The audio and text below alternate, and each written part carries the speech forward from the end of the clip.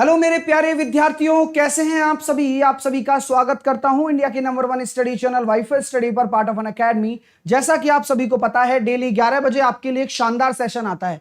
Percentage हम पढ़ रहे हैं। अब परसेंटेज ये तो है नहीं कि भाई चालू किया और खत्म हो गया, ऐसा तो होता नहीं है, क्योंकि चीजें तो यही है, पूरा अर्थमेटिक का मतलब बेस है ये। अब मैं इसको अगर कमजोर छोड़ दूंगा तो फिर मंजिल कैसे खड़ी करेंगे भैया। मंजिल खड़ी करनी है तो मजबूत होनी चाहिए नींव, है ना डियर। तो नींव मजबूत करते हैं, चलिए आप लोगों की। तो स्टार्ट करते हैं चीजों को। आपको पता है ये मेरा मैथ्स का टाइम टेबल है, जहां पर प्रातः 11 बजे मैं टारगेट द मैथ परसेंटेज पढ़ाता हूं, पढ़ा ही रहा हूं।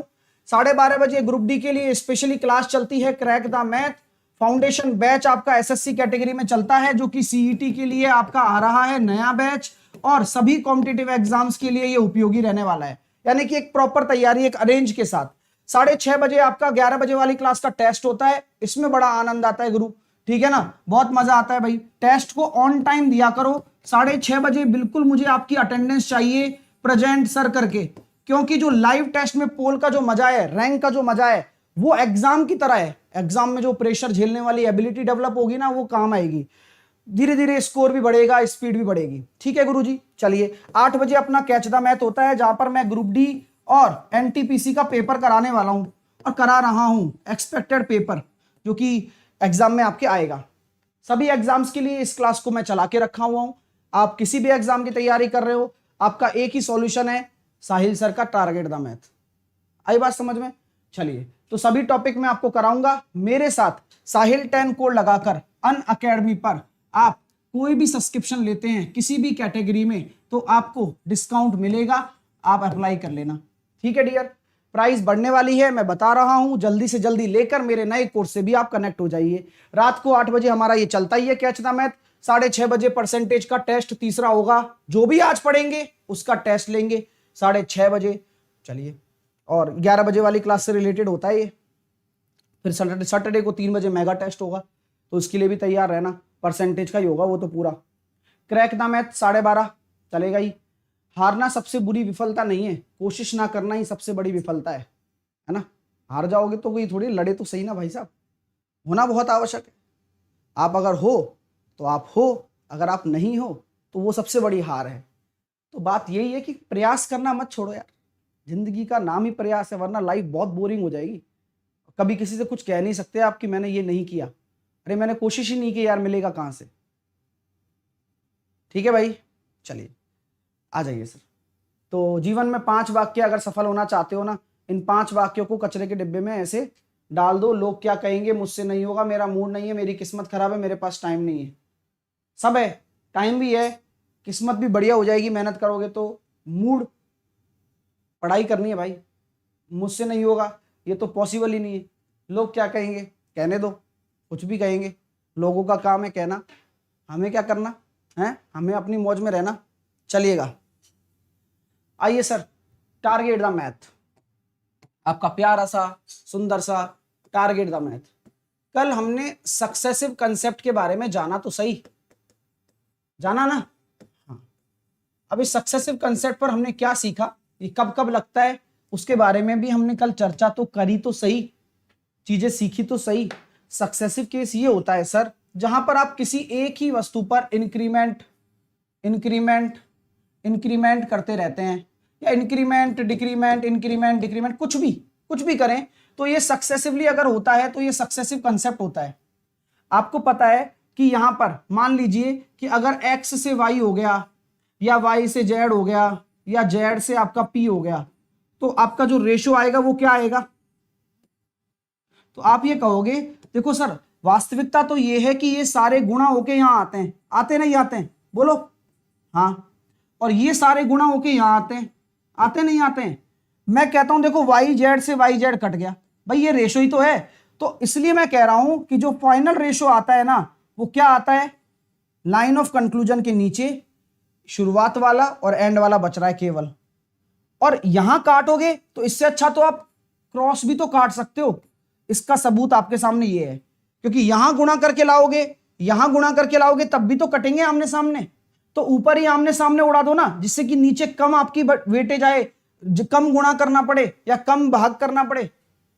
आई बात समझ में, ये बात क्लियर हो रही है ना, ये फॉर्मेट समझा रहा हूं, है ना। चलिए, अक्सर आपको ये होगा कि मान लो कि मैंने बोल दिया कि कोई मूल्य 20% बढ़ गया, किसी वस्तु का मूल्य 20% बढ़ गया और x% की कमी हो गई, लेकिन फिर भी 16 सही 2/3% की वृद्धि हो रही है, तो ये x क्या है बताओ भाई। किसी वस्तु के मूल्य में 20% की वृद्धि हो गई और x% की कमी हो गई, फिर भी लाइन ऑफ कंक्लूजन में 16 सही 2/3% की वृद्धि दिखा रहा है, तो ये x क्या है ये बताओ। चलो बताओ।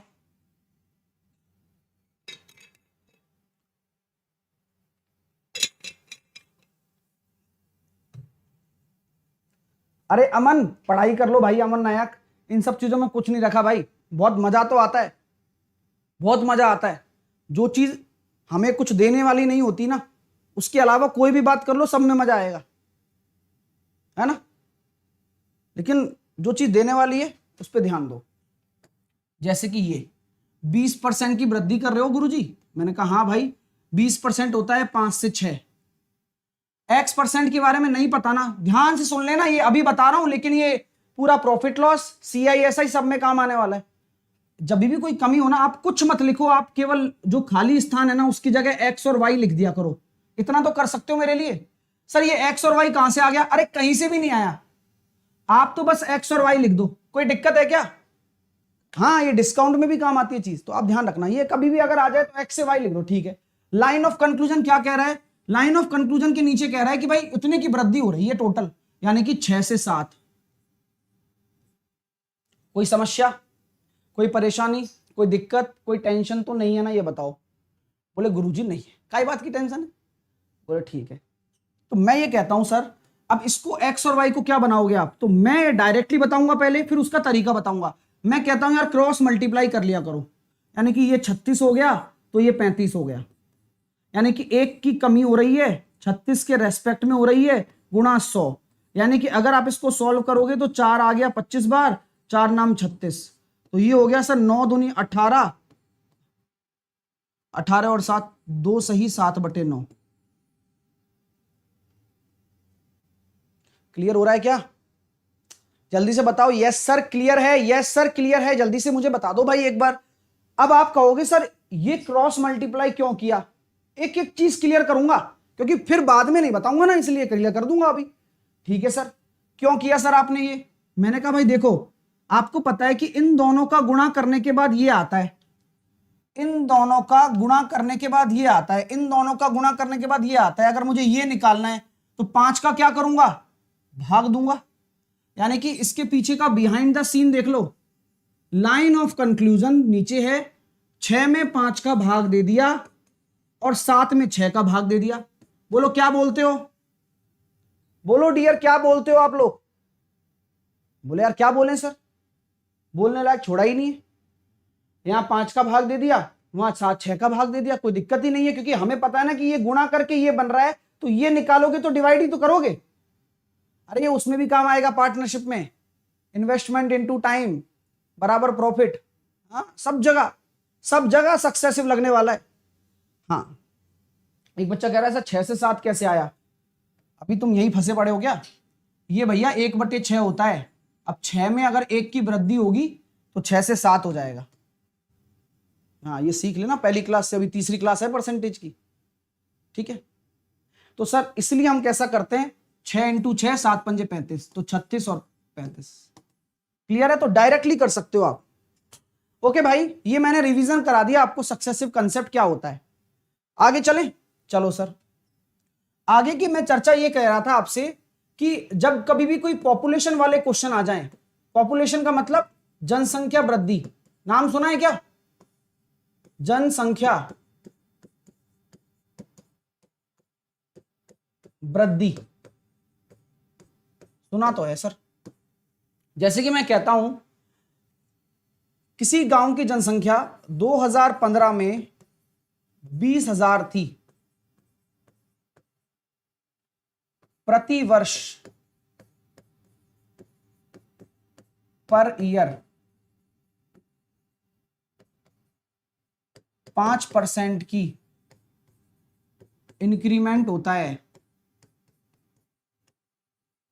तो 2 साल के बाद पॉपुलेशन क्या होगी। अब नाम से पता लग रहा है कि पॉपुलेशन एक ऐसी चीज है जो खुद अपने आप में एक सक्सेसिव केस है। आप खुद फील करके देखो ना एक बार आप। तो यहां हम ये कह सकते हैं भाई साहब कि 5% अगर आपकी रेट है तो 5% को हम 1/20 कहते हैं गुरुजी। यानी कि अगर शुरुआत में मेरी पॉपुलेशन 20 थी तो अब 21 हो गई। यस, अब 21 पे फिर दोबारा बढ़ेगा कौन, 20 से 21, क्योंकि 2 साल की बात की गई है ना, प्रति ईयर हो रही है ये तो। यानी कि सर पहले अगर 400 है तो अब कितनी हो जाएगी, 441। क्यों, अरे गुणा करके तो आता है। पहले अगर 400 है तो 400 रेशो में है जो कि 20,000 के बराबर है। यानी कि ये कितना हो गया 50। तो 441 इंटू 50 करेंगे तो 5 एकम 5, 5 चौके 20, 5 चौके 20 और 2 22, 22 0 50। यानी कि 22,050 आपकी 2 साल बाद उस गांव की जनसंख्या हो जाएगी।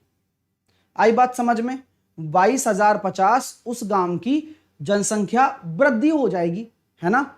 अब क्वेश्चन कैसा बन सकता है, उल्टा भी बन सकता है। उल्टा कैसे सर, देखिए जरा, देखिए आराम आराम से करेंगे सारी चीजें, बहुत अच्छे से पढ़ाने वाला हूं, चिंता ना करो आप, बस सामने देखते रहना। मैंने ये कहा कि 3 साल के बाद गांव की जनसंख्या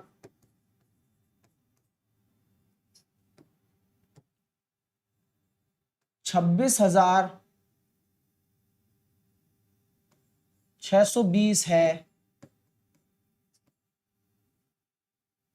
तो है यदि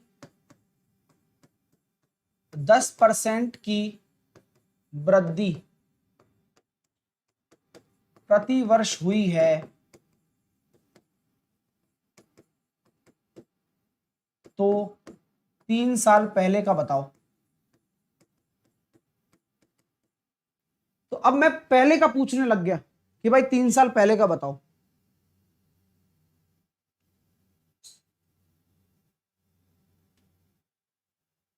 तो कहानी वही है ना यार, समझने वाली बात है बस। सर 10% की वृद्धि कर रहे हो, 3 साल बाद ये है, तो 10 से 11 एक साल के लिए, 10 से 11 दूसरे साल के लिए, 10 से 11 तीसरे साल के लिए।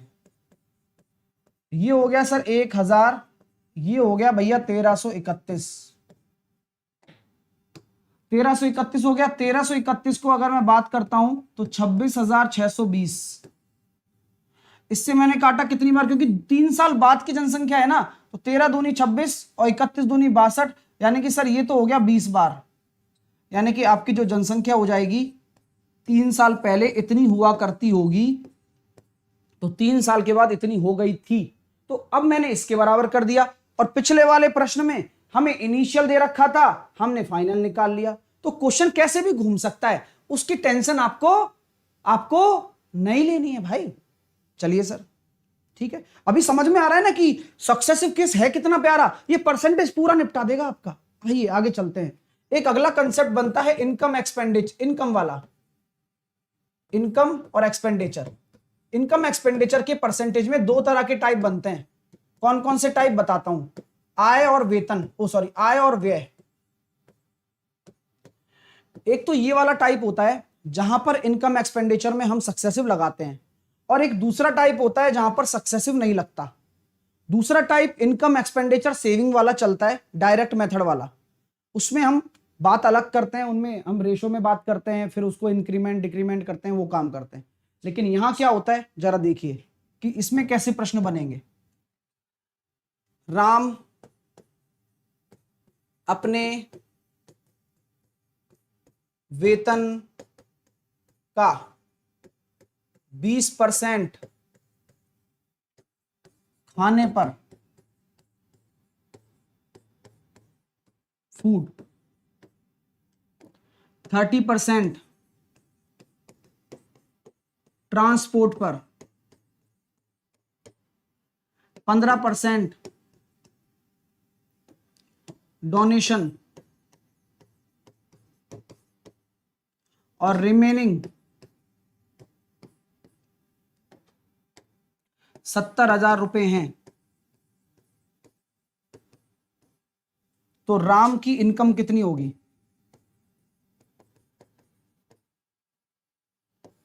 बताइए।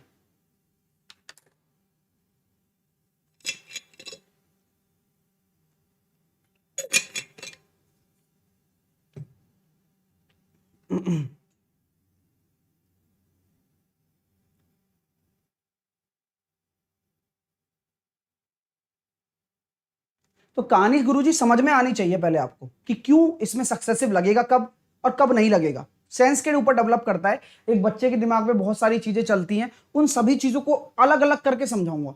आइए सारे डाउट क्लियर करेंगे अपन पहले और फिर क्वेश्चन करेंगे, यूं क्लियर हो जाएगा जैसे कि चौंक गए ऐसी सफेदी। आइए, तो यहां पर वही वाली बात है, 20%, 30% और 15%, यानी कि ये अगर खर्चा हो रहा है तो ये हमेशा जो खर्चा हो रहा है ये किस पर हो रहा है? ये सर हमेशा टोटल पर होता है। जब किसी खर्चे के बारे में ऐसा नहीं बोला गया, कहीं बीच में शेष है नहीं, रिमेनिंग या शेष प्रश्न की भाषा में है ही नहीं। आप जब पॉइंट लिखोगे ना तो वहां लिखा हुआ होगा पॉइंट कि रिमेनिंग आए तो लगता है, तो प्रश्न की भाषा में है ही नहीं, तो सक्सेसिव जरूरत ही नहीं है, नहीं लगेगा, सक्सेसिव नहीं लगेगा। फिर डायरेक्ट होगा कि 20%, 30%, 50 और 15, 65। अब 65% तो खर्चा हो गया, इतने बचे हुए हैं शेष, तो 35% बराबर अगर 70,000 रुपए उसके बचे हुए हैं या उसने कुछ भी किया है, तो बताइए 100% कितना होगा? 2 लाख रुपया। ठीक है, तो 2 लाख रुपया हो गया। आई बात समझ में? चीजें क्लियर हो गई? ठीक है भाई, चलिए, तो यहां तक क्लियर है कि कब सक्सेसिव नहीं लगता। जैसे कि मैं एक एग्जांपल और देता हूं आपको, बड़ा मजा आएगा आपको, मैं बता रहा हूं ना, टॉप क्लास चीजें हैं। मैंने कहा कि कोई व्यक्ति है ट्रांसपोर्ट पर 10% खर्चा करता है, खाने पर 15% करता है, रेंट पर, ये 15 है ना, रेंट पर यानी कि किराए पर 30% खर्चा करता है, और भैया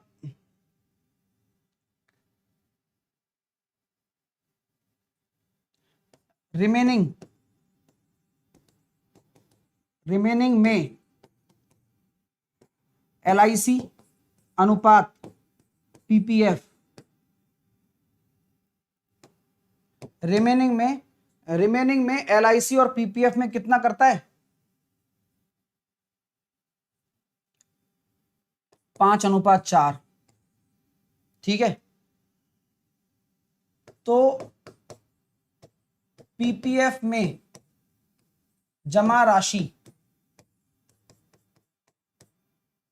2,000 रुपए है, तो इनकम बताओ।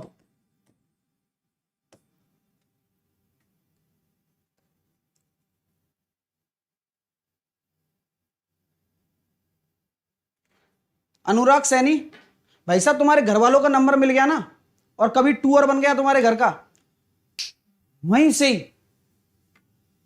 पढ़ाई पे ध्यान दे भाई यार।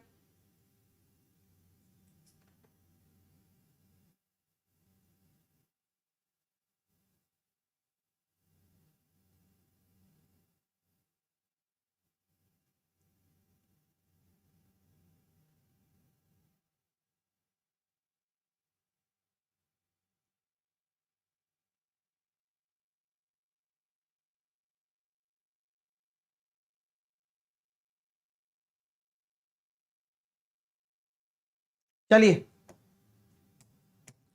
15% ट्रांसपोर्ट, 10% ट्रांसपोर्ट, 25 और 25 और 30, 25 और 30 हो गया 55, बचे 45। अब 45 को आप इस अनुपात में बांट दो, तो 9 रेशो बराबर अगर आपका 45% है, तो 1 रेशो बराबर 5% हो गया। यानी कि गुरुजी यहां कितना हो रहा है? ये हो गया 25% LIC में और 20% आपके प्रोविडेंट फंड में। ठीक है, तो यहां हम कह सकते हैं कि 20% आपका 2000 के बराबर है। हो गया काम। अगर 20% अगर आपका 2000 के बराबर है तो 100% ही तो होगी इनकम, यानी कि कितनी हो जाएगी 10,000 रुपया। तो आंसर कितना आ जाएगा 10,000। मजा आ गया क्या? तो क्या यहां सक्सेसिव देखने को मिला? नहीं मिला। अब यहां वो कितने भी मॉडिफिकेशन कर सकता है, वो कोई लेना देना नहीं है, आराम से कर सकते हो ना।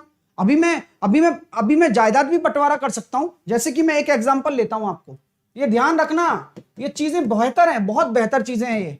जैसे कि मान लो कोई व्यक्ति है 30% इनकम का, 30% इनकम को वाइफ को दे देता है।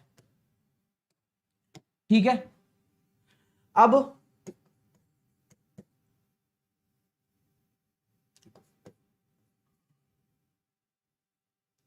1/6 भाग डॉटर को, ठीक है, वह 1/4 भाग बेटे को व्यक्ति के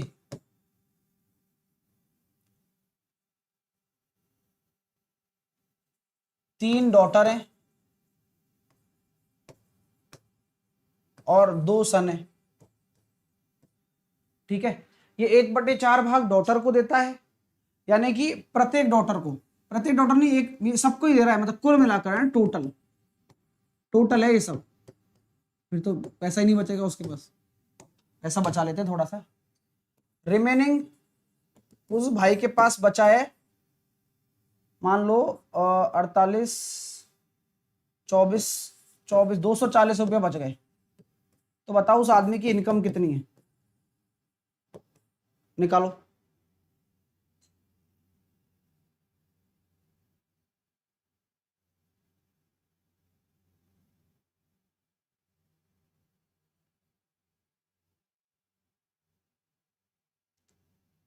तो देखो कितना प्यारा प्रश्न कर दिया। अब बनाया है ना ये तो आपके लिए मैंने। कैसे सर? जब 30% आपने भैया खर्चा कर ही दिया है वाइफ को, छोड़ो। अब 1/6 और 1/4 ये तो सब टोटल में से ही है ना भाई।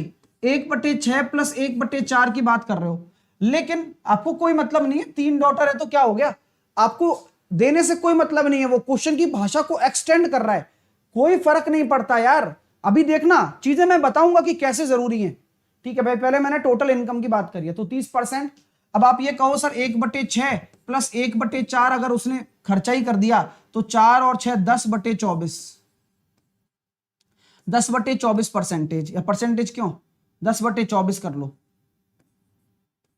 ठीक है, 10/24 किसका, 10/24 उसने टोटल कर दिया 60 का, 60 का 10/24 यानी कि 5/12, तो 60 का उसके पास कितना बचा 7/12। सही बात है ना, 60 का क्यों 70 का, गड़बड़ कर दी मैंने, बहुत लेंदी चला गया ऐसे, बहुत लेंदी गया। इसको 40 कर दो, वाइफ को सही रहेगा, वाइफ को 40 कर दो, कोई फर्क नहीं पड़ेगा वैसे भी, क्योंकि यहाँ 40 बचेगा ना, यहाँ 40 हो गया ना, तो मेरे पास अब 40 है, लेकिन है तो ये टोटल में से यार, टोटल में से ही है ना, तो टेंशन लेनी है क्या, मत लो अभी टेंशन नहीं लो, सारी परसेंटेज को जोड़ लो आप। तो इसको 40 कर दिया, 1/6 प्लस 1/4, मेरी बात समझ में आ रही है? देखो 40% वाइफ को दे दिया, 1/6 और 1/4, तो ये कितना हो गया 16.66 है ना। 1/4 इनको अगर जोड़ लेते हैं तो ये हो गया 10/24, 10/24 अगर मैं परसेंटेज में कैलकुलेट करता हूं तो ये हो जाएगा सर 1000/24 यानी कि 500/12। ठीक है, अभी कोई दिक्कत नहीं है, अब चल रहे हैं, ठीक है, धीरे धीरे चल रहे हैं। 500/12 भी बोल सकता हूं और 250/6 भी बोल सकता हूं और 125/3 भी बोल सकता हूं, ये परसेंटेज में चल गया सब। अब तो 40% एक हो गया और वो एक हो गया, अब टोटल जोड़ के 100 में से घटा दो, यही करना पड़ेगा, अब क्या करें, काफी लेंथी जा रहा है, लेकिन कोई बात नहीं, बन गया क्वेश्चन। 125/3 ये हो गया 120 प्लस 125 बटे 3, यानी कि ये हो गया 245 बटे 3। अब इसको 100 में से घटाना है, 100 में से घटाना, हाँ ठीक है, 100 में से घटा दो। कॉन्सेप्ट समझ में आ रहा है ना भाई? अरे कॉन्सेप्ट पे लेके जा रहा हूं, बस टेंशन मत लेना। बढ़िया क्वेश्चन बना दिया था मैंने। अभी मैं इसको 240 को भी चेंज कर दूंगा अब, तो ये बचेगा सर 55 बटे 3%। तो मैं कहता हूं उसके पास रिमेनिंग 110 रुपए बचे। तो आंसर कितना आ जाएगा बताओ? तो ये हो जाएगा 55, 2 बार गया 600 रुपया। मजा आया क्या? ये जो तरीका बता रहा हूं ना, ऐसे पेपर बनता है।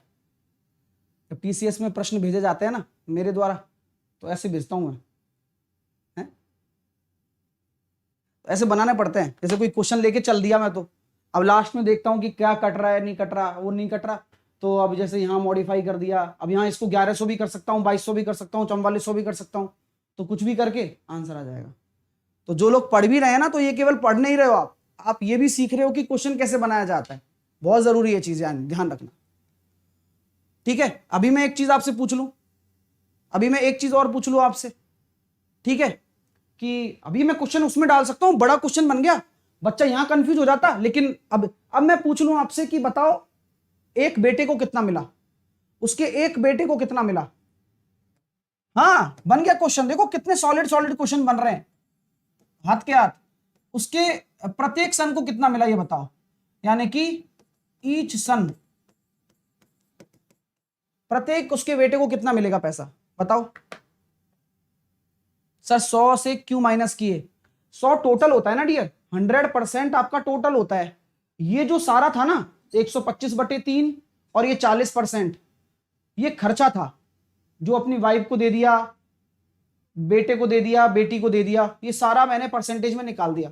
अब 100 में से घटाऊंगा वही तो बचेगा, तो 55 बटे 3 बचा, 110 के बराबर है। प्रत्येक बेटे को कितना मिलेगा? तो 600 अगर इनकम आ गई ना सर, तो बेटे को मिल रहा है कितना? 1/4, यानी कि सर 150। 150 में से 75 रुपये मिलेगा, 75। आई बात समझ में? आई बात समझ में? 150 है, 150 तो देखो ना 1/4 मिल रहा है। अब ये टोटल 100% पर, ये सब सक्सेसिव का कोई लोचा नहीं है यहां पर। 1/4 है 150। अब प्रत्येक बेटी को कितना मिलेगा? 3 डॉटर है उसके पास, तो सर 1/6 100, 100/3 यानी कि 33.33 रुपया प्रत्येक बेटी को मिलने वाला है। मजा आ रहा है? यार बताओ यार, कितना बढ़िया क्वेश्चन बन गया। ये मैं डाल देता यार पेपर में। अच्छा क्वेश्चन है, मतलब आप खुद फील कर सकते हो कि बढ़िया क्वेश्चन है, कुछ दिमाग भी चलाना पड़ रहा है, चीजें भी बेटर निकल कर आ गई। ये एक नया बन गया क्वेश्चन, जहां पर मैंने परसेंटेज और फ्रैक्शन को साथ में डाल दिया। हाँ चलिए, 33.33 मिल जाएगा, तो चलो अच्छा क्वेश्चन है। आइए, चीजें क्लियर हो गई। अब सर सक्सेसिव कब लगता है? आप बता तो रहे हो, लेकिन अब ये तो बताओ कि सक्सेसिव कब लगता है गुरु? सक्सेसिव कब लगता है? ये मेरी बात समझ में आ गई क्या? पहले मेरी बात क्लियर करवाओ कि ये बात आपको क्लियर हो गई कि जब तक क्वेश्चन में ये मेंशन ना हो शेष पर, शेष पर इतना परसेंट, शेष पर इतना परसेंट, तब तक आप क्या करेंगे? तब तक सक्सेसिव नहीं लगाएंगे। वो हमेशा जो भी होता है वो किस पर होता है? फिर टोटल पर होता है, ठीक है? और अब जैसे कि मैं पूछूं आपसे कि सक्सेसिव कब लगता है, तो कब की बात कर लेते हैं।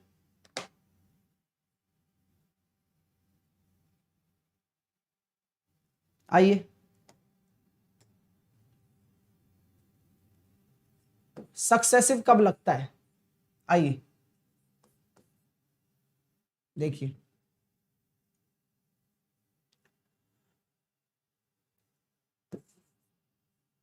एक व्यक्ति अपनी आय का 40%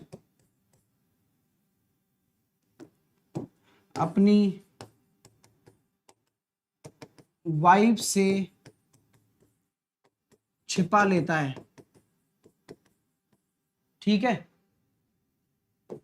रिमेनिंग का रिमेनिंग का 20% वाइफ को ब्यूटी पार्लर के लिए, 10 रिमेनिंग का 10% वाइफ को मेकअप किट के लिए, ठीक है।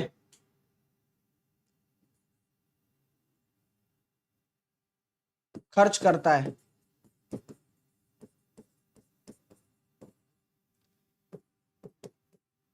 तो इनिशियल एवं फाइनल रेशो बताओ, यानी कि उसके पास बचेगा कितना, मतलब समझ रहे हो ना कि शुरुआत में कितना था और लास्ट में कितना बचेगा, ये बताओ।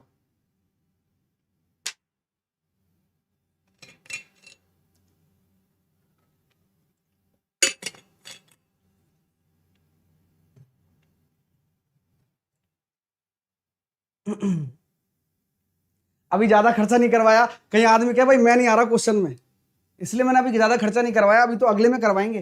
तब आदमी लोन भी लेगा खर्चा करने के लिए, लेकिन उसने बेवकूफ बना दिया वाइफ को, वो रिमेनिंग पर दे रहा है, और जब कैलकुलेशन कराएगा ना तो बोलेगा कि देखो 20% और 10% दिया है, देख लो मैंने तुम्हें, 60% तो छुपा लिया भाई साहब ने, 40% तो। बहुत दिमागदार आदमी है।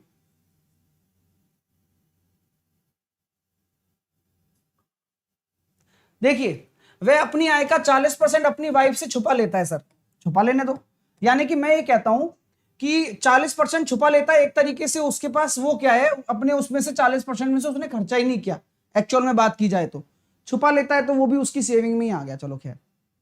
लेकिन हम तो बात करेंगे ना कि छिपा लेता है, ये ध्यान रखना। तो वाइफ के पास आते हैं सीधा, यहां पर 5 में से 2 उसने साइड में रखा, तो बचा हुआ 3। अब वो 3 में से खर्चा करेगी, बचे हुए रिमेनिंग का 20%, तो रिमेनिंग आ गया तो सक्सेसिव लगा रहा हूं अब, तो सर 5 से कितना हो जाएगा, 1 का खर्चा, तो बचेगा कितना 4, क्योंकि जो 60% बचा था उसी में से खर्चा हो रहा है। फिर 10% मेकअप किट पर, तो 10 में से 9, यानी कि जो उसके पास बचा उसके बाद में, है ना, 4 बचा था ना, उससे 10 से 9, ठीक है। चलो सर, तो इनिशियल और फाइनल रेशो बताना है, यानी कि मैं ये कह सकता हूं ये कितना हो गया सर 250, और ये कितना हो गया 12 नंबर 108।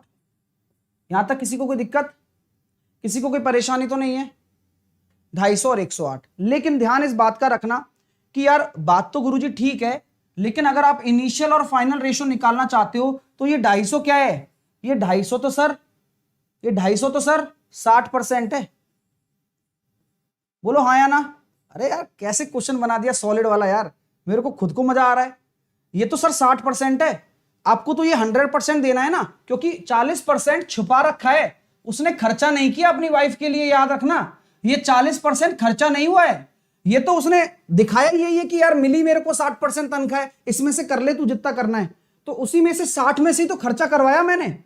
आई बात समझ में, ये बात क्लियर हो रही है क्या आपको कि भाई ये जो 250 है तो यानी कि इतना बच गया हमारे पास, तो जो खर्चा हुआ है वो आपको देखना है। आई बात समझ में, तो जो 125 और 54 दे रहे हो वो है जो 60% की बात पर चर्चा हो रही है। आई बात समझ में, यानी कि अगर मैं इनकम की बात करता हूं तो इनिशियल हम कह सकते हैं कि फाइनली मेरे पास 54 बच गया, 125 इनिशियली नहीं था। इनकम का 60% था, 60% कितना था 125।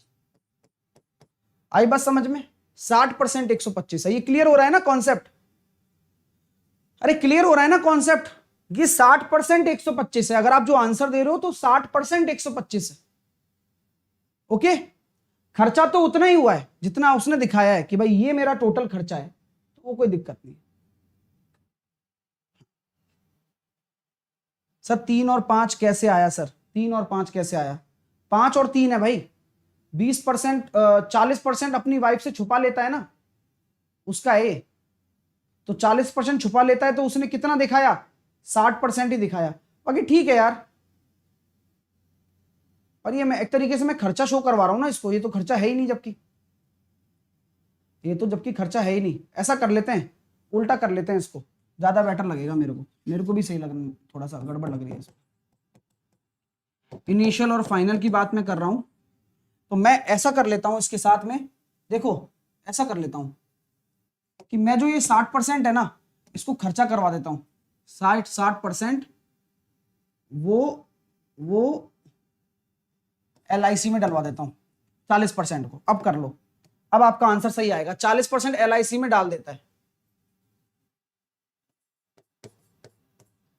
तो LIC में डाल दिया, एक तरीके से उसने खर्चा कर दिया, सही है। तो अब आपका राइट आंसर कितना हो जाएगा, वही 5 से 3, 5 से अपना 4 और अपना 10 से 9, यानी कि कुल मिलाकर उसके पास कितना था, 250 था। 9 3 27, 108 और 125 और 57। कोई दिक्कत, किसी को कोई परेशानी नहीं होनी चाहिए, ये आंसर हो गया। अब ठीक है, ओके चलिए सर, यहां तक कोई दिक्कत? बोले नहीं है गुरुजी, क्वेश्चन करें। रिमेनिंग आते ही सक्सेसिव लग जाता है, कहने का मतलब ये है। चलिए अब मैं कभी आपसे बोलता हूं रिमेनिंग का 2/3 खर्चा करता है, इसको रेशो में लिखना जरा। जब सक्सेसिव का रेशो लगाते हो तो लिखना जरा, क्या क्या लिखोगे आप, लिखना जरा एक बार, देखता तो हूं आपको आता है नहीं आता। रिमेनिंग का 12.5%, या फिर मैं कहता हूं 1/8 खर्चा करता है, लिखना इसको रेशो में, सक्सेसिव में रेशो लिखना जरा। क्या लिखोगे देखें सर, 5 और 3 कैसे हुआ? अरे यार 40% LIC में डाल दिया, तो 40% कितना होता है, 2/5। 5 में से 2 खर्चा कर दिया या LIC में डाल दिया, तो बचेगा कितना? यहां हमेशा बचा हुआ आता है, यहां हमेशा देखो बचा हुआ आ रहा है। 5 में से 1 खर्चा किया है वाइफ ने 20%, तो यानी कि 4 बच गया। 10% यानी कि 10 से 9, तो यहां बचा हुआ आता है हमेशा, ये आता है बचा हुआ हिस्सा हमेशा। अभी जब आप मिक्सर भी करोगे ना, मेरे साथ पढ़ोगे मिक्सर, तो मिक्सर में भी बचा हुआ आएगा, ठीक है। हाँ, तो अब जैसे मैंने यहां इसलिए तो पढ़ाया आपको ये चीज कि अभी मैंने ये दिया, आपको कंफ्यूजन हो तो वो दूर हो जाएगा। देखो 2 खर्चा कर दिया 3 में से, तो यहां जब रेशो लिखोगे ना सक्सेसिव में, तो 3 से आप 1 लिखोगे। क्यों? क्योंकि वहां 1 बचा हुआ है, शुरुआत में इतना था, 1 बच गया। 1/8 है, 8 तो शुरुआत में था, 1 ही खर्चा किया है, यानी कि बचेगा कितना, 7 बचेगा। तो बचा हुआ बचता है हमेशा। क्लियर है ना? ये अब क्लियर हो गया। अब पिछले में आप और अच्छे से समझ सकते हो कि इनिशियल और फाइनल का मतलब, ये शुरुआत में उसके पास इनकम थी रेशो में, और बची कितनी, घर पे कितनी बच रही है, बचा इतना। आई बात समझ में? अरे क्लियर है या नहीं है? तो ये कहानी है, इसलिए मैंने ये समझा भी दिया, ठीक है ना, क्योंकि अब जब क्वेश्चन आएंगे ना तो रायता फैलाओगे फिर आप।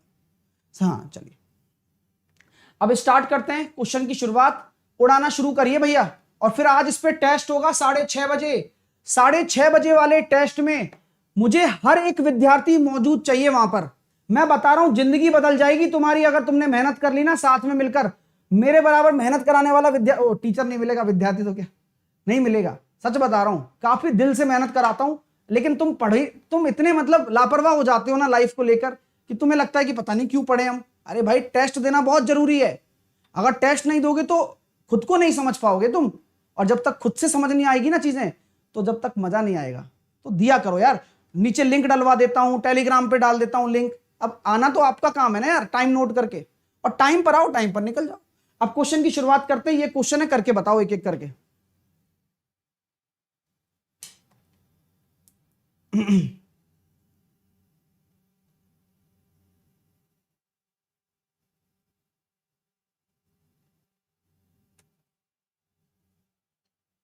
हाँ, जो लोग आते हैं उनसे तो क्या कहूं। 3 संख्याओं में से पहली और दूसरी संख्या में क्रमशः 30% और 37% कम है। तो पहली संख्या, दूसरी संख्या, तीसरी संख्या से, अरे किससे, अरे किससे? एक बच्चा कह रहा है सर टफ क्वेश्चन कराओ विशाल। टफ ही है सारे विशाल, लेकिन तुम ज्यादा पढ़ गए अब, इसलिए तुम्हें आसान लग रहा है। तीसरी संख्या से, तीसरी संख्या 100 है, पहली संख्या, दूसरी संख्या 30%। मैं हमेशा एग्जाम रिलेवेंट चीजें कराता हूं, मेरे को कोई डराने का काम थोड़ी ना है तुम्हें, यही आएगा पेपर में। क्यों, क्या कहते हो गया काम? पहली संख्या, दूसरी संख्या, तीसरी संख्या, तीसरी संख्या को 100 मानो और कुछ मत मानो ना, क्योंकि 100 के रेस्पेक्ट में 70 लिखना आसान है, 63 लिखना आसान है। तो दूसरी संख्या पहली की तुलना में कितना कम है? दूसरी संख्या कितना कम है पहले की तुलना में? तो नीचे आ गया 70, आंसर आ गया 10%, 10% कम है, डी। अगला,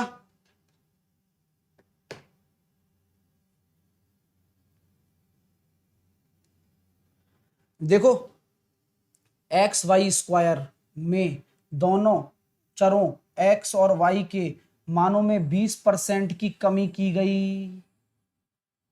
अब ये चीज बहुत प्यारी मैंने बताई है आपको, ये अभी सीपीओ में आई थी। एक्स गुणा वाई स्क्वायर, तो एक्स आपका कितनी बार आएगा? एक बार। तो 20% का मतलब 5 से 4, क्योंकि 20% 1/5 होता है। 5 में 1 की कमी, 5 में 1 की कमी, तो 5 से 4 बचा हुआ लेते हैं हमेशा। पहले ही बताया था, सक्सेसिव केस में हमेशा बचा हुआ आएगा। क्यों? क्योंकि अगली बार इसी में से ही तो करोगे सक्सेसिव में। तो y में भी, वाई स्क्वायर गुणा में है, तो यहां पर भी 5 से 4 ले लो, क्योंकि ये सब गुणा में है, यहां पर भी 5 से 4, और सबकी वैल्यू एक ही है। यानी कि सर 125 हो गया, 64 हो गया। कितने की कमी आ गई भाई? 61 की कमी 125 के रेस्पेक्ट में इंटू 100। अब कैलकुलेशन कैलकुलेशन कैलकुलेशन, आपको मैं हमेशा बोलता आया हूं, हमेशा सिखाता आया हूं कि 125 को क्या लिख सकते हो आप बताओ? इस 125 को क्या लिख सकते हो बताओ जल्दी से? ये 125 क्या है? ये बटे 8 ही तो होता है। तो यहां इकाई का अंक 8 आएगा, तो आंसर हो जाएगा सी। सॉल्व करने की जरूरत नहीं है, क्योंकि 125 का मतलब 1/8 ही तो होता है एक तरीके से। तो बस वही आपको काम लेना है, अपना दिमाग लगाना है यहां पर। चलिए, तो कैलकुलेशन पर ध्यान दो। नीचे अगर 375 आ जाता तो 3/8, ये सब सिखाया हुआ है, ठीक है। नेक्स्ट, किसी वृत्त की त्रिज्या में, अच्छा चलो इसको पिछले वाले को एक चीज और करता हूं इसमें। जैसे कि मैं बोल देता, यही मैं बोल देता कि एक्स वाई स्क्वायर है और एक्स में 20% की कमी और y में 16 सही 2/3% की कमी, तो बताओ क्या होगा? ओवरऑल क्या इफेक्ट पड़ता?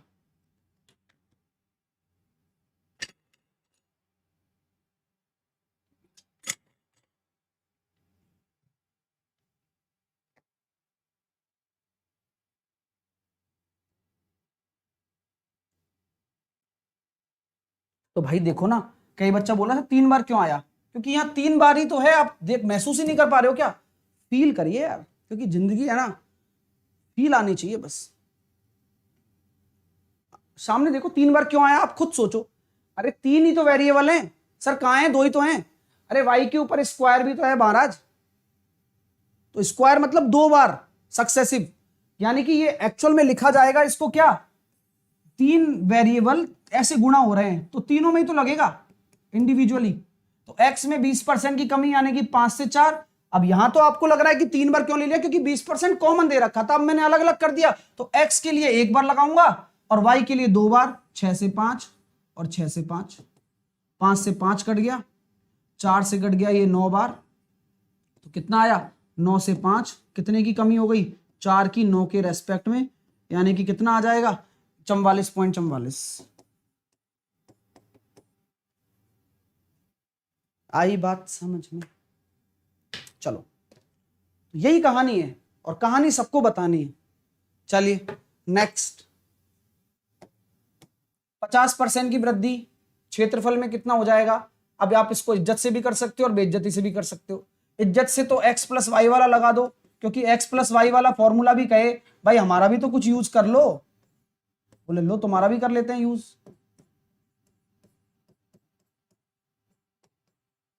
125।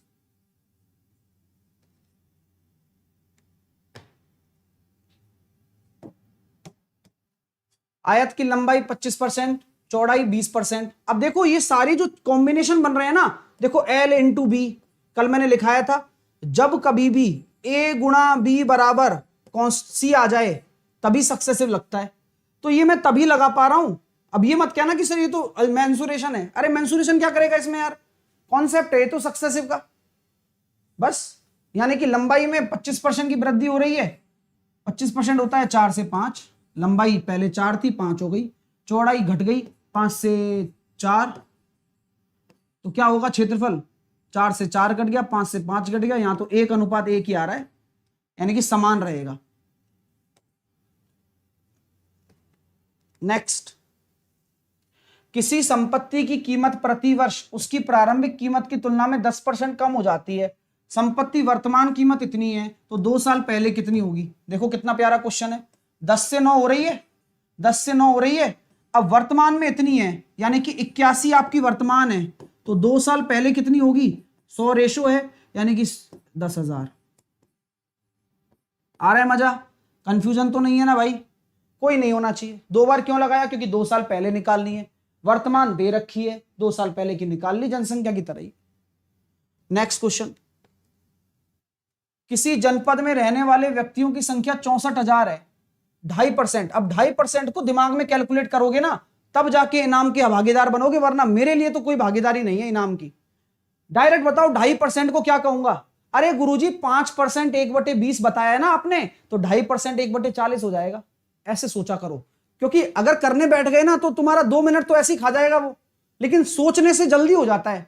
2.5% 5 का आधा, 5 1/20 होता है, तो 2.5 1/40, तो क्या हो रहा है, बढ़ती है, तो यानी कि 40 से 41, 40 से 41, 40 से 41, 4 चौके 14 चौके 64, 64,000 बराबर 64,000 है, यानी कि 41 का क्यूब आएगा। अभी देखना जरा, तो सर 1 रेशो बराबर 1 ही आने वाला है, क्योंकि जनसंख्या भी 64,000 दे रखी है, तो यानी कि 41 का क्यूब ही आंसर होगा, यानी कि ये तो हो नहीं सकता, ये हो नहीं सकता। अब आपको मैं बात करना चाहता हूं कि 41 का क्यूब है, तो 41 का स्क्वायर हम जानते हैं 1681 होता है, उसमें 41 का गुणा करोगे तो 1 एकम 1, 8 6 1 4, तो 21 आने वाला है, तो लास्ट में 21 वाला आंसर है सी। तो डी तो होगा नहीं, है ना भाई, डी तो होगा नहीं। तो ऐसा नहीं है कि कैलकुलेशन पूरी करनी पड़े, क्यूब नहीं आता, हाय राम बैठ गए परेशान हो रहे हो, अरे नहीं यार, हर चीज की एक तरीका होता है। कैलकुलेशन आपसे एग्जामिनर करवाएगा नहीं, आपका स्मार्ट वर्क इतना सॉलिड होना चाहिए कि कैलकुलेशन आपके सामने घुटने टेक दे। तरीका क्या किया, आपको पता है 41 का स्क्वायर 1681 होता है, चलो वो भी नहीं पता आपको, लेकिन आप इतना तो जानते हैं ना कि 40 का 1600 होता है, 1681 हो जाएगा। अगला तरीका बताएं, 1681, 1700, अपना 64, अगला ऐसे घटता जाता है, 1800, 49, 1900, 36, 20, 25, 21, 16, वो सीरीज घटती जा रही है। देखो 81, 8 का 64, 7 का 49, तो वही तरीका है। फिर डबल यूनिट डिजिट से कर लिया। नेक्स्ट, नेक्स्ट करो।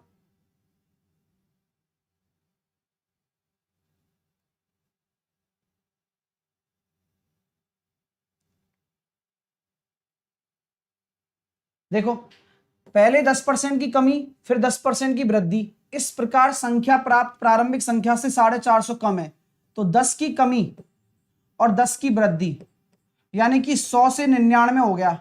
इस प्रकार जो संख्या प्राप्त हुई वो प्रारंभिक संख्या से कम है, इतनी कम है, कितनी कम है, 1 रेशो बराबर 450, तो प्रारंभिक संख्या 45,000।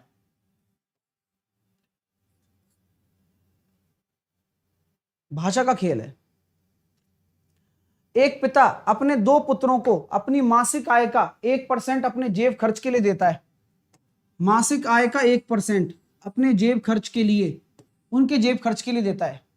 दोनों पुत्रों को मिलने वाली धनराशि का 80% बड़े बेटे को मिलता है, 1% का भी 80% बड़े बेटे को मिल रहा है, तथा वह अपने भाग का 80% व्यय कर देता है। कौन, बड़ा बेटा।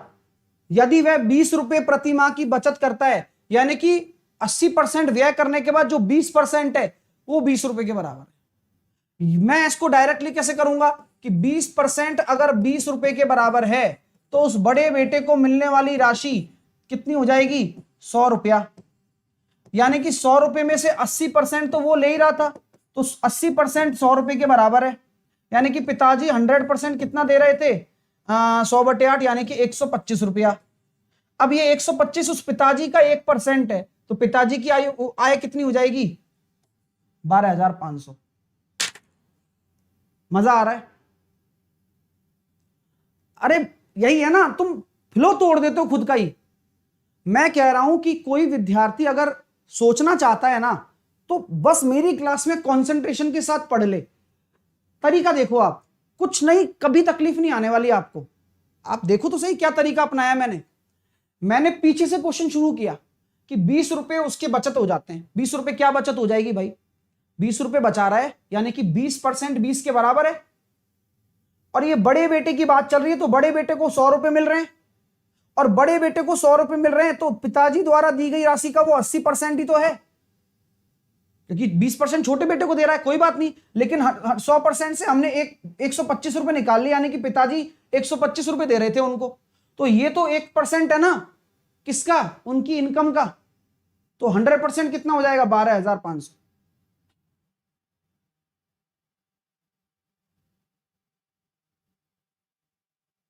सोचो ना यार। अब देखो यार, शुरुआत में बहुत कंफर्ट ऐसा लगता है, अरे यार ये क्या कर दिया, इतना शॉर्ट है क्या?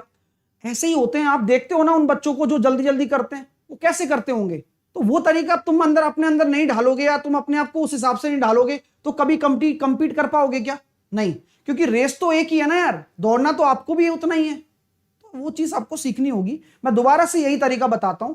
देखो, कहानी को आप उल्टा समझते हैं अपन, क्योंकि जब आप क्वेश्चन पढ़ते पढ़ते क्वेश्चन को समझना शुरू कर दोगे ना, उस दिन आपकी स्वाभाविक तौर पर जीत हो जाएगी। दोबारा से देखो,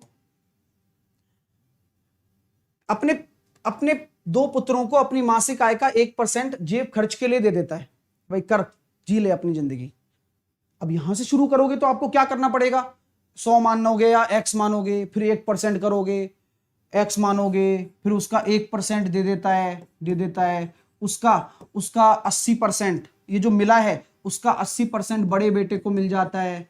ठीक है, उसमें से भी वो 80% खर्चा करता है, तो 20% बचा लेता है। तो 20% किसके बराबर है? 20 रुपए के बराबर।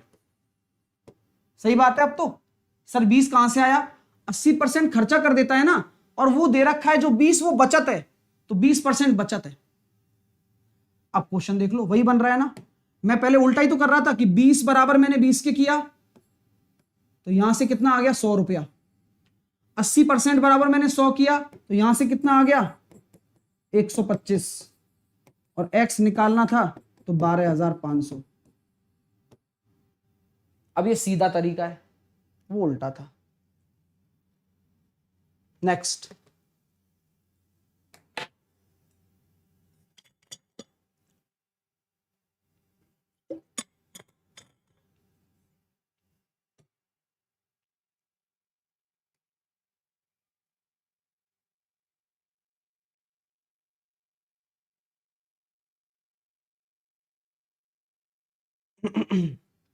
एक व्यक्ति अपने वेतन का 20% दैनिक उपभोग की वस्तुओं पर, शेष का 15% मकान के किराए पर। अब शेष आ गया। तो क्या बोलता है? शेष आ गया तो पब्लिक क्या बोलती है? शेष आ गया तो पब्लिक क्या बोलती है?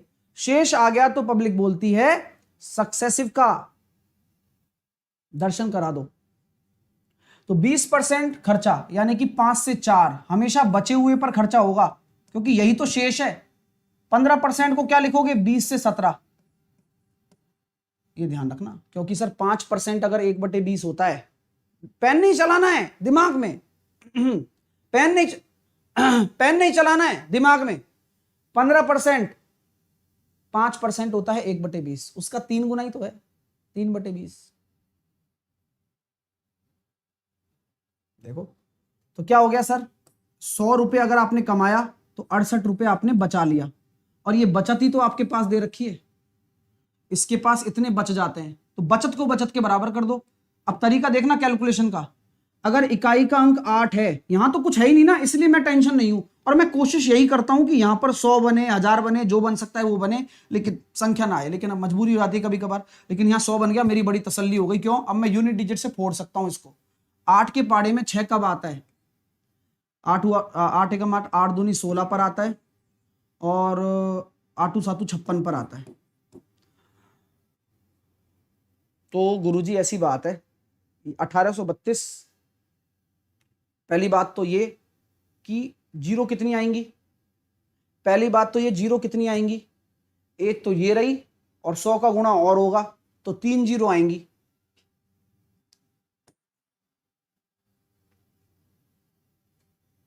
समझ पा रहे हो? कैलकुलेशन से खेलना आ रहा है?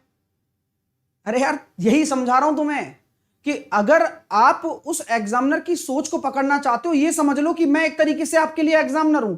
जब मैं आपके लिए क्वेश्चन दे रहा हूं ना, तो मैं उसी हिसाब से दे रहा हूं जो एग्जाम में आएगा। आपको नहीं करनी कैलकुलेशन। मैं कब कह रहा हूं कि आपको 68 का पाड़ा आना चाहिए? मैं कह ही नहीं रहा आपसे 68 का पाड़ा आना चाहिए आपको। मैं आपसे बस इतना कह रहा हूं कि आप ये तो दिमाग लगा सकते हो कि 2 और 7 आया। अब आप कहोगे सर 2 भी तो इकाई अंक में, लेकिन भाई साहब यहां तो एक ही जीरो है, तो ये तो संभव ही नहीं है कि एक जीरो ये रही और इसको भी तो गुणा करोगे 100 से, तो 3 जीरो आनी चाहिए, बी में आएगी केवल। एक बच्चा कह रहा है 16,000 भी तो है। अरे भाई 16,000 का तो मैटर ही नहीं है ना, इकाई अंक 2 और होगा, 7 होगा केवल। अरे 16,000 का तो मैटर ही नहीं है, हमने वो ऑप्शन तो हटा ही दिए, ये दोनों तो मैंने पहले ही हटा दिए। क्यों? क्योंकि 68, 8 अगर इकाई का अंक है और यहां 6 आ रहा है, तभी बन सकता है जब 2 आएगा आंसर का इकाई अंक या 7 आएगा, तो वो तो है ही नहीं ना। अगला प्रश्न, अब देखो ये करो।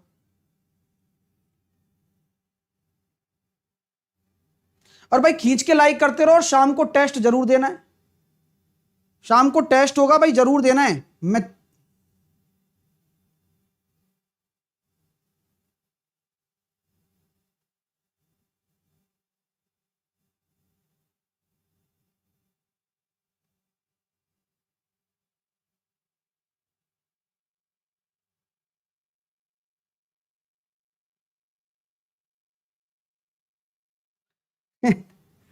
एक बच्चे ने पोस्ट किया टेलीग्राम पे, वो इंस्टाग्राम पे, भिड़े भिड़े था ना वो तारक मेहता का, लुकिंग लाइक, उसने बचपन की फोटो डाली उसमें।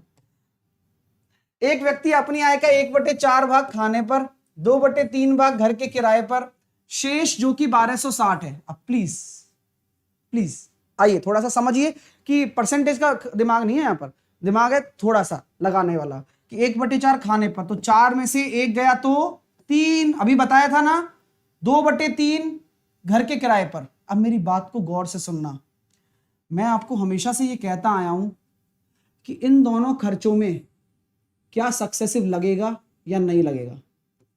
बस मैं तो आपसे इतना जानना चाहता हूं, बाकी मुझे आपसे कुछ नहीं जानना, क्योंकि यहां पर आपकी चीजें बनती चली जाएंगी।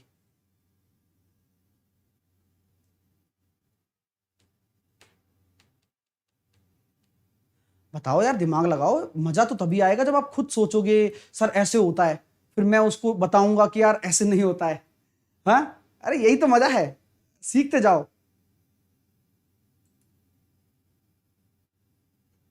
नहीं, यहां सक्सेसिव नहीं लगेगा, तो सर क्या करें?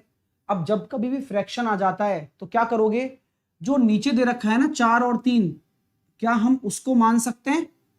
आए, बताया था ना ये तरीका भी अच्छा है, पेपर में आता है ये क्वेश्चन। हाँ, यानी कि मान लो 12 मान लो। 12 क्यों माना? क्योंकि नीचे 4 और 3 है। जैसे कि मैं 1/4 निकालूंगा तो कितना आ रहा है? 3 आ रहा है। 2/3 निकालूंगा तो कितना आ रहा है? 8 आ रहा है। तो 3 और 8 तो ये हो गया 11 खर्चा, तो बचेगा कितना? 1। 1 बराबर 1260 है। तो टोटल इनकम 1260 इंटू 12×72, इकाई का अंक 2। तो आपसे बोला गया घर का किराया पूछा है। ठीक है ठीक है ठीक है। घर का किराया कितना है भाई? 8 रेशो, तो आपको 8 से गुणा करना है। 8×48, 8 वाला इकाई अंक होगा ए।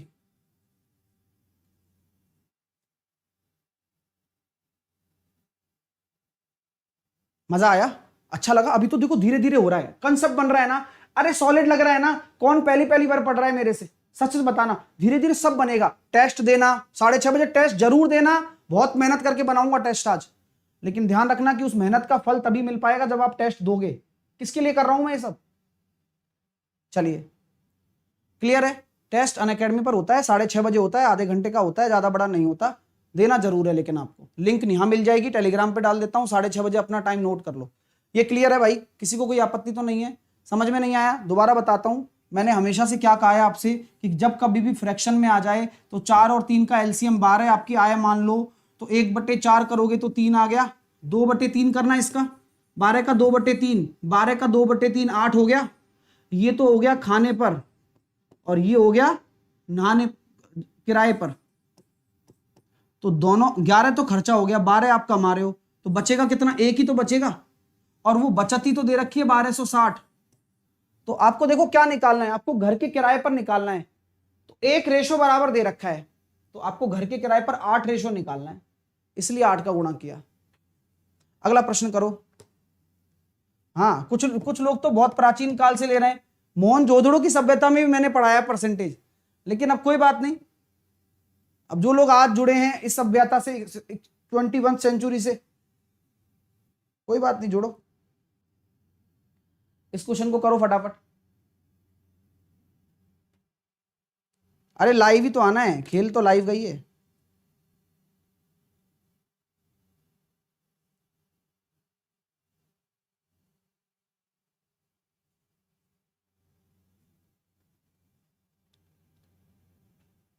चलिए, लड़के द्वारा अपने जेब खर्च का 80% एक साथी को और बची हुई राशि का 6% दूसरे साथी को देने के उपरांत 47 पैसे बच जाते। था क्या इसके बाद भाई?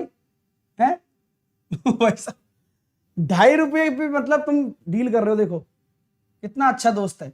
80% यानी कि 5 में से 4 दे दिया तो बचा कितना? 1।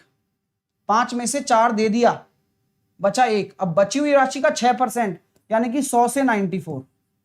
समझ रहे हो ना? क्यों? क्योंकि 6% लिखोगे कैलकुलेशन टफ होगी। यहां 500 मान लो और यहां 94 मान लो। मैंने कहा ना कि आप एक काम कर सकते हो कि आप 2 का गुणा भी कर सकते हो, लेकिन कोई बात नहीं, 47 पैसे है ना, तो 94 बराबर 47 पैसे, तो 1 बराबर कितना हो जाएगा? आधा पैसा, तो ये हो जाएगा 250 पैसा। अब 250 पैसे को हम क्या बोलते हैं? 2.5 रुपया, 2 रुपया 50 पैसा। क्लियर है? चलिए सर, बहुत अच्छा लगा। अब ये होमवर्क कर लेना, ये सारे क्वेश्चन बन जाएंगे, आज टेस्ट होगा इसी पर ही। मैंने एक फाइल और डाल दी है, ये वाली फाइल मैंने डाल दी है, इसके कुछ क्वेश्चन आपसे बन जाएंगे, सारे बन जाएंगे लगभग। जनसंख्या पर है, अच्छे क्वेश्चन भी हैं, बढ़िया क्वेश्चन भी है, लेवल वाले भी हैं, सारे हैं।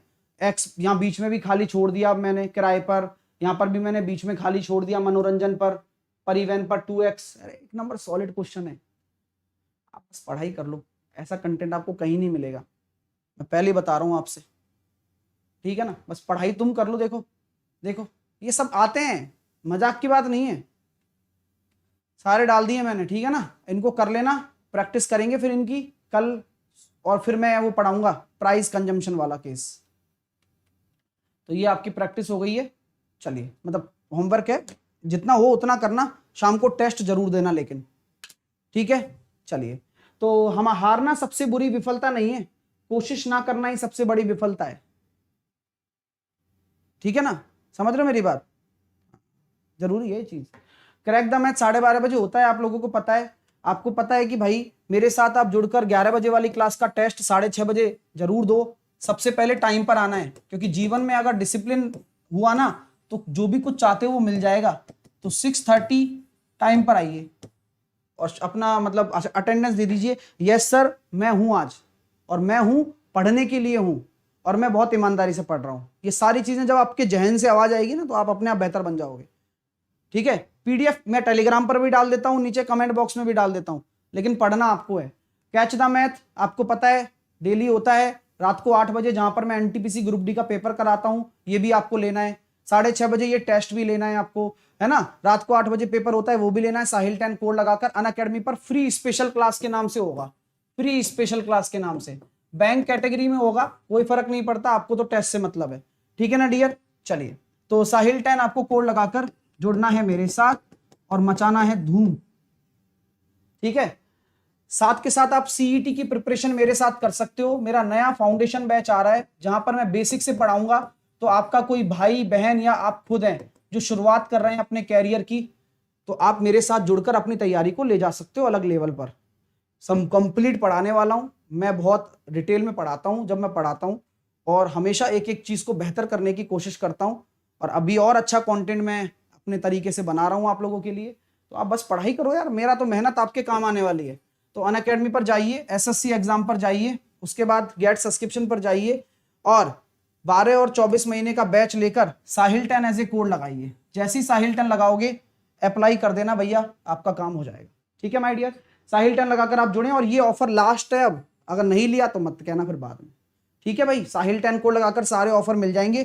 किसी अन्य कैटेगरी में भी कोई भी कोर्स लेते हो तैयारी के लिए अनअकैडमी पर, तो साहिल 10 कोड लगा कर लो, जिससे कि मुझे पता लग जाए कि यार ये बच्चा जुड़ चुका है। और कोई भी पेपर अगर कॉम्बैट वॉम्बैट देते हो तो साहिल 10 कोड लगाकर दो। ये टेलीग्राम चैनल है, यहां पर आप मेरे से कनेक्ट हो सकते हो। ठीक है माय डियर, तो लाइक करो, शेयर करो। अभी कल एक वो आया था, जोक था, हमारे बॉलीवुड में बनती है धूम, धूम 2, धूम 3, और अपने अपने साउथ मूवीज में बनती है कि जीने नहीं दूंगा, जी लिया तो फिर मार दूंगा, पैदा ही नहीं होने दूंगा। गजब है यार। ठीक है,